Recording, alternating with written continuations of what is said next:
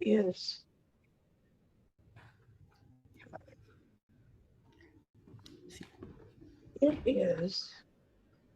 a joy, as always, to be here sharing with this wonderful, loving group of people.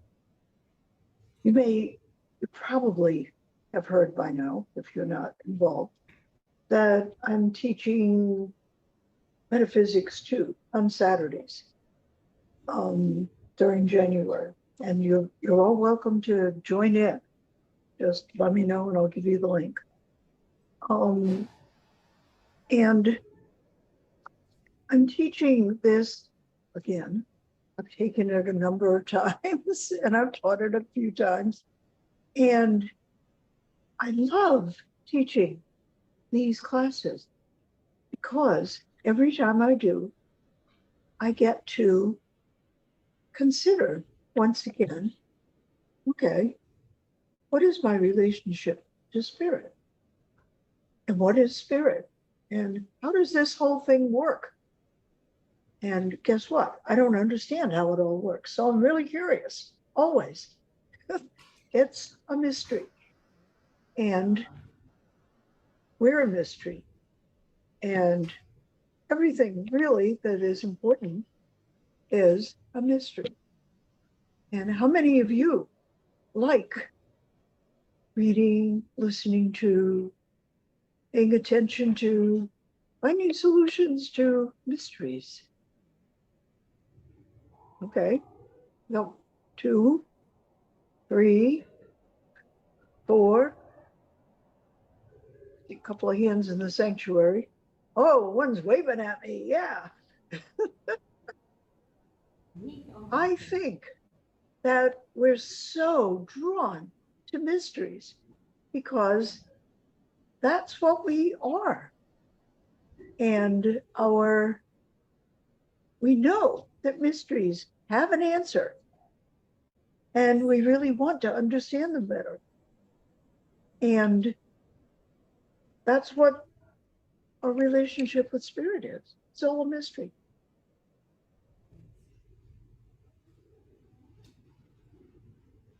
So anyway, I am enjoying playing with the mystery again.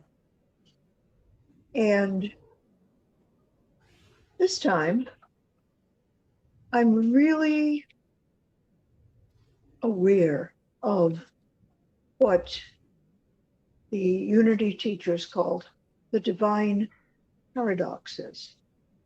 The fact that everything we know about spirit and about spirit's creation, which includes us, is that there's all kinds of paradoxes. What's a paradox? It's something that contradicts itself. So it's something that's logically impossible. And that's the attraction. That spirit, as we play with the principles, the metaphysical principle, and as we explore what that could possibly mean for us, that we have to just accept that this universe and us and everybody else and everything and everybody that we encounter provides a possible model for us, but it's impossible, but it is. In other words, we know that the Creator is, we've heard the term Father, Mother, God. I never really paid a whole lot of attention to that before, but it's true that on some level that's impossible to be feminine and masculine at the same time. And yet we all are, or have that potential. And the world needs to work, to include, to balance masculine and feminine at the same time. Even though as human beings, we tend to choose one or the other, to embody one or the other. In meditation a couple of weeks ago, when I really learned more about this, my side of the conversation with spirit was going like, oh, I am tired. I'm worn out. I can't do this anymore. And the response I got was, well, why don't you try the feminine approach? And I'm like, okay, what's that? I mean, so the answer was, all you need to do to create in feminine energy is to open your mind, to say yes to what wants to happen. That's good. That is potentially helpful.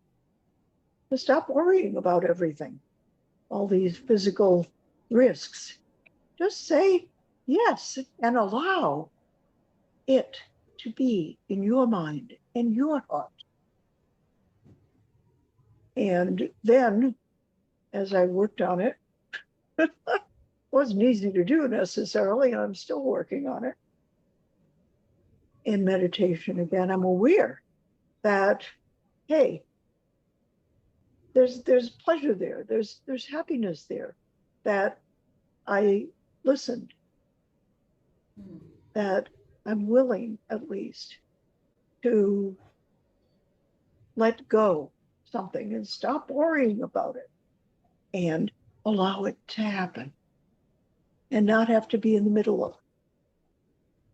Well, that was interesting. I hadn't really thought about feminine energy that way.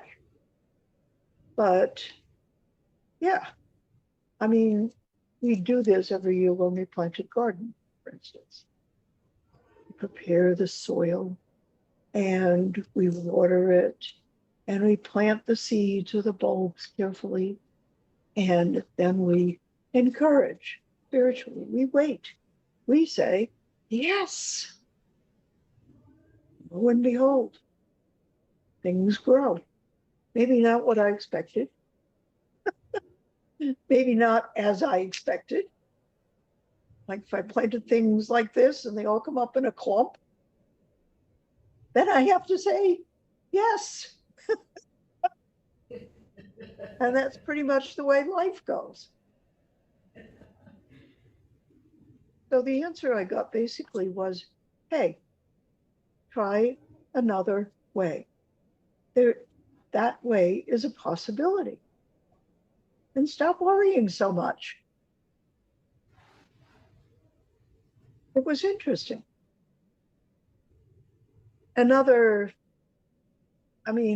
Everything about divinity has paradoxes in it. Spirit is within us, and we can experience it as perfect, unconditional love. And it's also all the laws of the universe. And laws say, this happens because this happened, right? I mean, it's cut and dried. We know what the laws are. And we also consistently experience overflowing love and approval and gifts that we didn't earn by obeying law. Even when we try to obey law, we get back way more possibilities than we ever were able to provide. That's a paradox. And we need to just say, yes. And we need to say, yes, there are many, many, many possibilities. And if I want a specific one, if one really sings to me and makes my heart sing, I can say yes to it and experience it when I have fulfilled the conditions necessary to experience that feeling, that knowledge, that joy. In other words, I don't just get to sit in my easy chair and say yes all day long. I also have to learn, and I have to take some actions. But I can choose even things that in the material world, there's no way I can get. I can say, yes, that's what I'm called to do. And I bring it up in my mind and I reflect on it and I feel it and I know it and it will happen.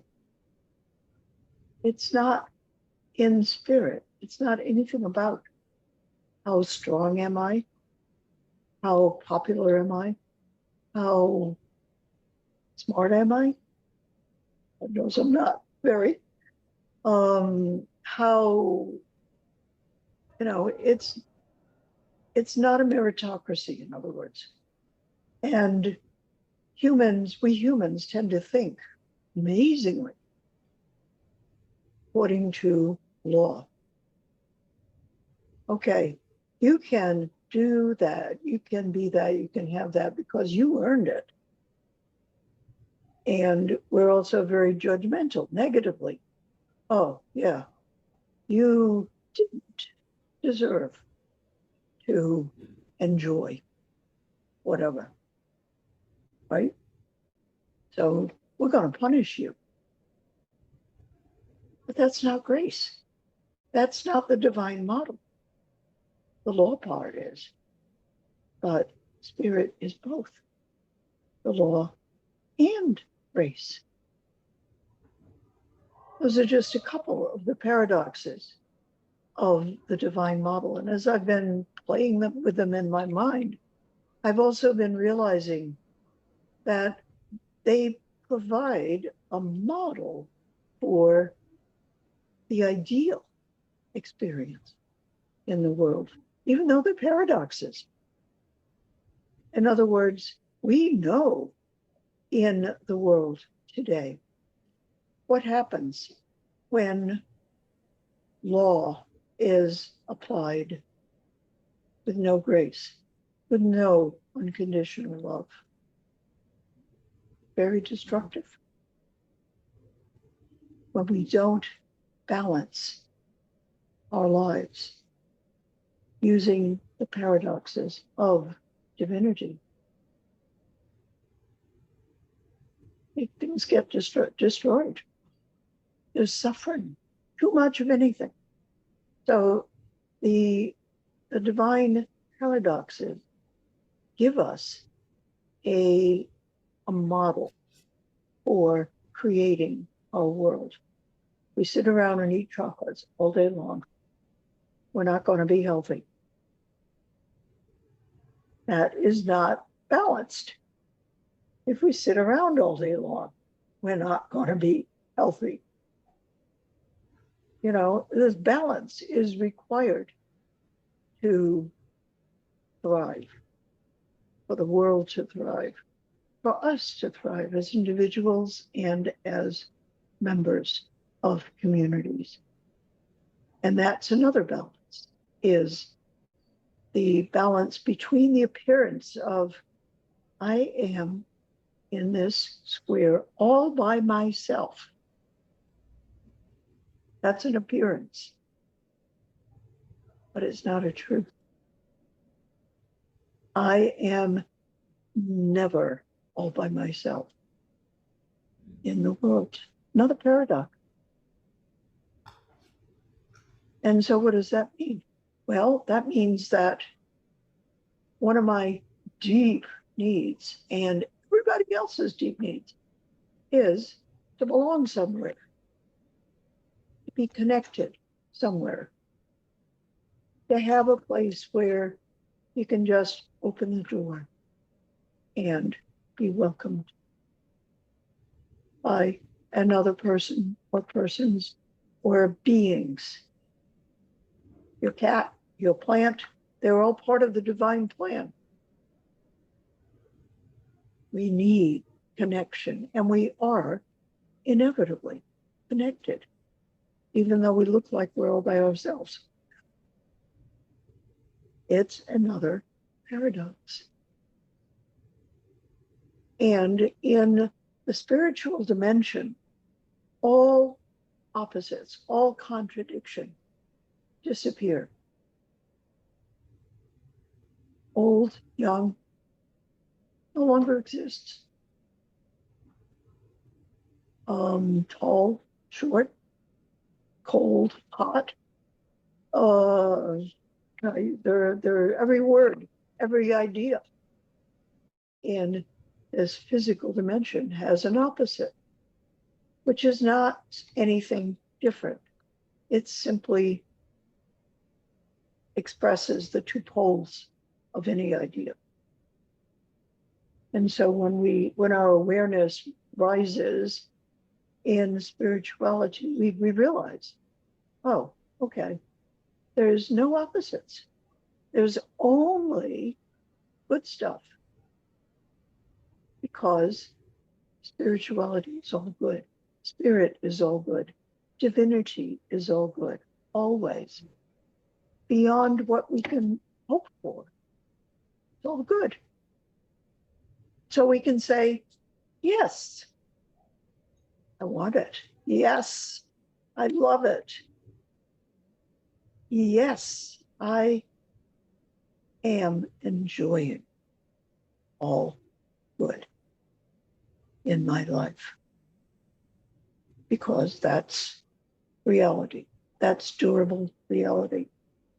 All the opposites disappear when we leave the physical dimension.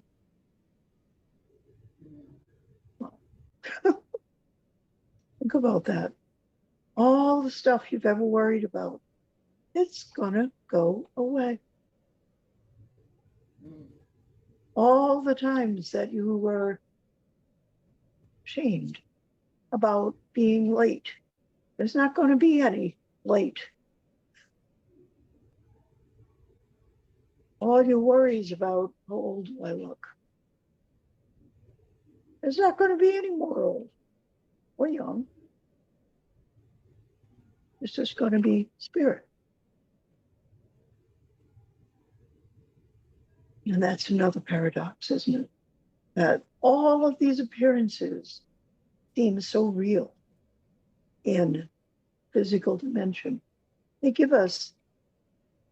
help us to choose ideas that we want to bring about and help us to advance consciousness. Because when the world was created, it wasn't a done deal. The paradigms were set up to develop. The story is not finished yet. And we are a part of conscious evolution. We are making creation continue and develop and evolve. And that's our role. That's why we're here. And whenever we do something, however simple, that advances awareness, advances acceptance and love and compassion, that's an important event. Every smile we give to somebody who really needs it, every hug that we provide, every time that we compassionately listen, to someone who feels down. Listen, not fix. Nobody wants you to fix them. But listening is a great gift. And listening compassionately, listening in a way that lets the other person know you get them, you care about them, that they are important to somebody, even in that moment. That is an act that helps to bring about the world that the Creator initiated.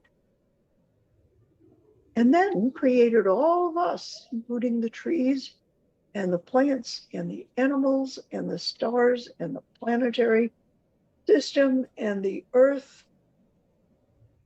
work together to help create the universe, the loving universe. That was the end result in its mind. We're constantly in touch with divine mind, which is not a he or a she, both, which is not a person. It's an intelligence, it's mind, way greater than any of ours. The energy, the loving energy of the universe that everybody knows inside them, whether, doesn't matter how many big walls they built up so that they won't see it, because it tells all of us, hey, that was a pretty good thing you did. Or, you know what? And it's us feeling that inside of us. We all have that. We all know that. And we need to be open to it. We need to say yes to it. We need to do what it tells us we need to do. And we get a lot of tries at it. We're blessed. That's grace. We try this and we try that and we try the other thing. We've all done this. And some things we go, that was great. Let's do more of that. And some other things, it was like, oh my God, whatever made me do that or think that? I need to stop now. If we're honest with ourselves, you know, and it's basically that simple. Life is when something makes you feel good inside, keep doing it. And when you try something and it doesn't sit well, you need to change your mind. And it's all okay. That's what we're here doing. We're learning. And learning means you try things out, and some of them work and some of them don't. And the ones that don't, if you want to learn, you go, oh, okay, I'm not going to do that again. And you change your mind. Charles Fillmore's famous quote, one of them, is, I reserve the right to always change my mind. That's what he was talking about. Okay, I'll try things. I'll say yes to things. And some of them work. And some of them don't for various reasons. And when something isn't working,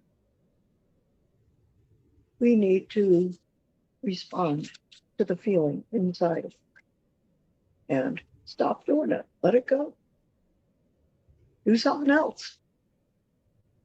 Try something that you think is going to feel better. As long as we're not hurting purposely hurting someone else or something else when we make our choices. They're not horrible mistakes. They're learning opportunities. And we don't have to beat up on ourselves about any of those kinds of mistakes. I don't know about you, but I'm pretty good at beating up on myself. Treating myself much worse than I would ever treat anybody else.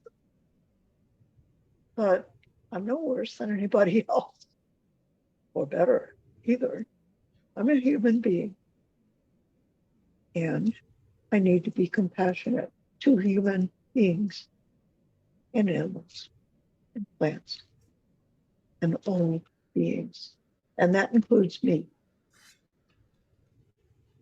Those are a few of the things I've been considering as I've been talking about the aspects of the divine.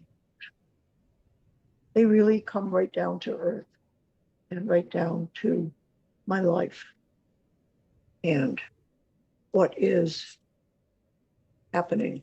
I just looked at my watch and my heart jumped, but I forgot that we started at 11:30. So one other thing that I have become very aware of is, as we consider all these paradoxes of divine being, is what I started out with, the idea of mysteries. Because all of these things, we cannot explain them. We will never be able to explain them logically. They do not make sense. They do not compute in logic. They never will.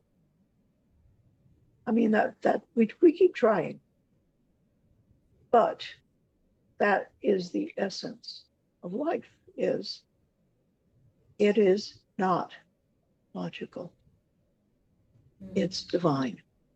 And that's a whole different spectrum of reality. It's a different dimension. All the contradictions go away when we shift our awareness, even for a few moments. The risks go away.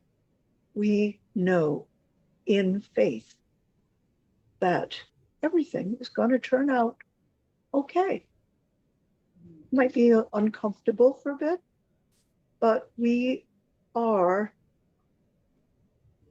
supported and loved by Spirit, which will not let anything truly bad happen to us. And boy, that's a big one to work with, because every time you turn on the news, it's contradicted, right?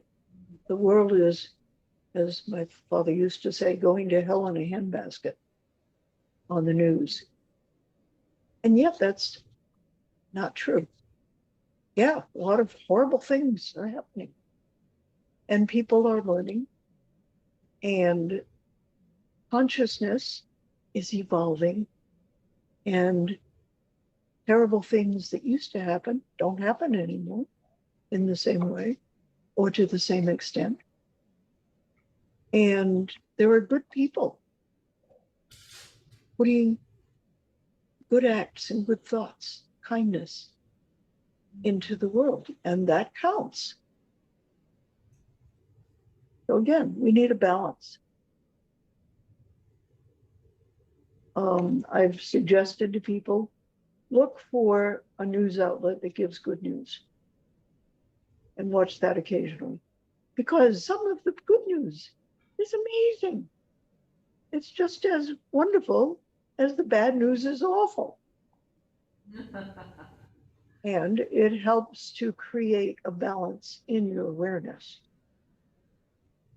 And the reason we use faith as the power that allows us to deal with all of this is because a mystery is something that really contradicts itself. And faith is asking us to accept things we have no proof for. So if you put those two things together, they match. And so faith is a very important faculty for allowing us to shift into the awareness of love in the universe. So first of all, we need to start out by trusting the universe. Knowing in faith that, hey, it's all gonna be good. And when we trust it and we experience it in our mind, that's what happens. So I can tell you that in Ukraine, for instance, which seems like hell on earth right now, there are also a lot of wonderful people doing a lot of wonderful things. And there is joy there, as well as suffering. And the people that are able to approach it with faith in divine goodness, they can experience gratitude and joy at the same time as others are terrified.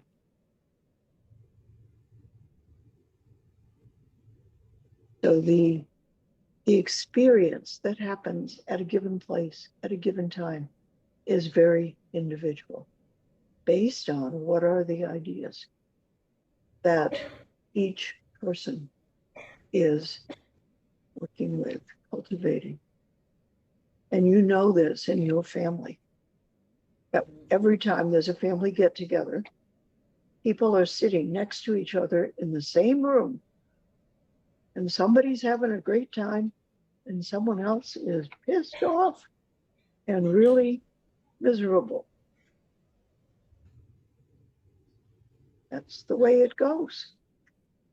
That's the truth about experience. So with those few observations, I am going to invite you to consider in meditation divine paradoxes. Just be in acceptance and joy and fun.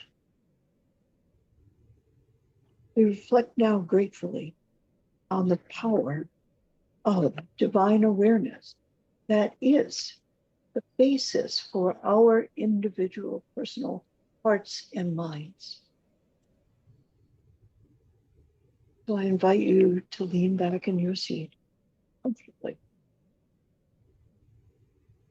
and to breathe deeply and to slow your breathing consciously. Breathe in slowly and deeply through count of 8.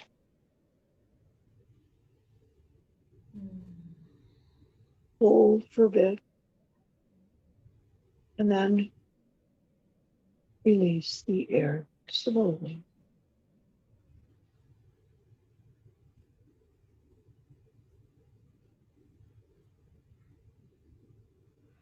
And repeat this a few times.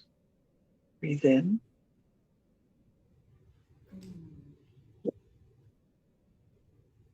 Breathe out.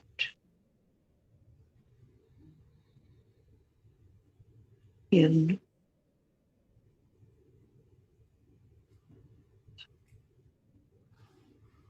Out. Keep breathing in this slow rhythm. And as you do, feel relaxation in the tongue, your arms, your neck, your abdomen, down into your legs, and finally, your toes.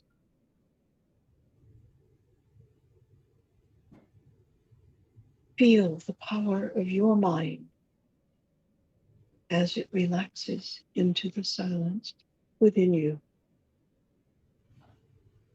as it connects with divine mind and divine ideas. And you become aware of feeling serene, peaceful, and accepting.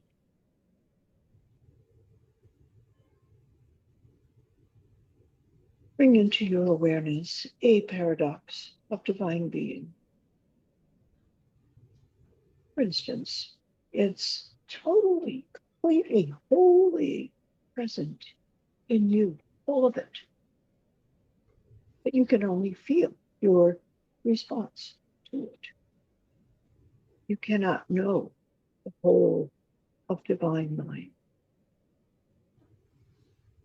But your awareness of divine ideas is beautiful.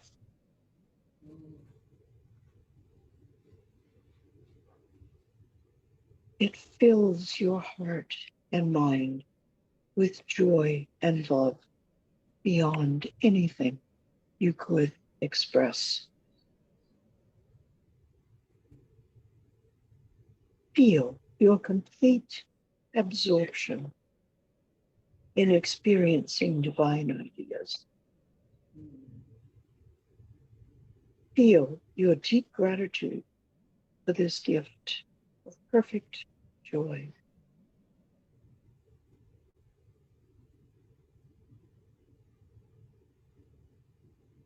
Just be in this peace. Know that every time you remember this peace, you can shift from physical awareness to being pure love. Every time any of us practices this, we grow our consciousness to becoming more and more accepting and allowing, and therefore welcome.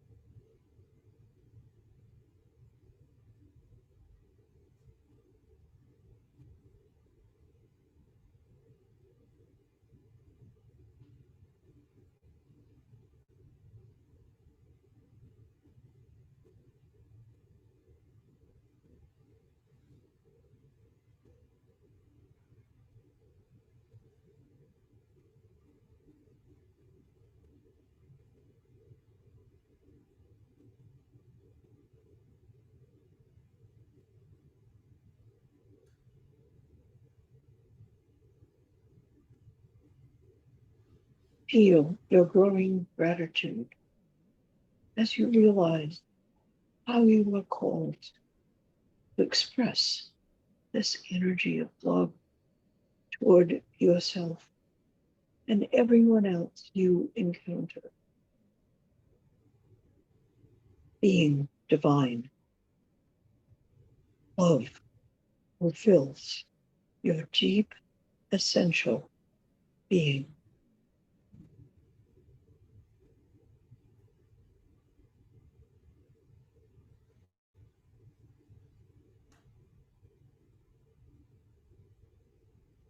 This is how it feels to express and manifest divine ideas. It doesn't matter whether you can explain how the universe works. It matters to become the loving expression of good thoughts, feelings, and actions.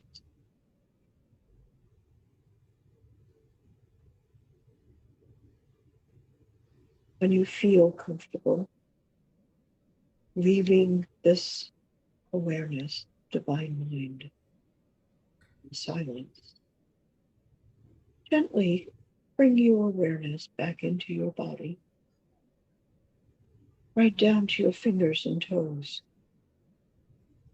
Wiggle these parts of your body and joyfully prepare to open your eyes and smile at everyone who has shared this beautiful experience with you, your spiritual brothers and sisters.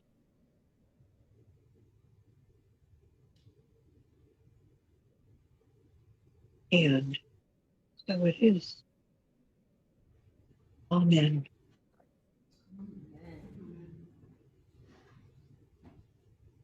And now with this fullness, this wonderful joy in your heart, let us all take our offerings, at least metaphorically, into our hands and hold them over our hearts as we bless them. And I will say the blessing, a few words at a time, and you repeat after me, please. Divine love as me blesses and multiplies all that I am, all that I have, all that I joyously give, and all that I joyously receive. And we thank you, Unity Center of Montreal thanks you for sharing your love and gratitude in a concrete offering, in whatever way you usually share.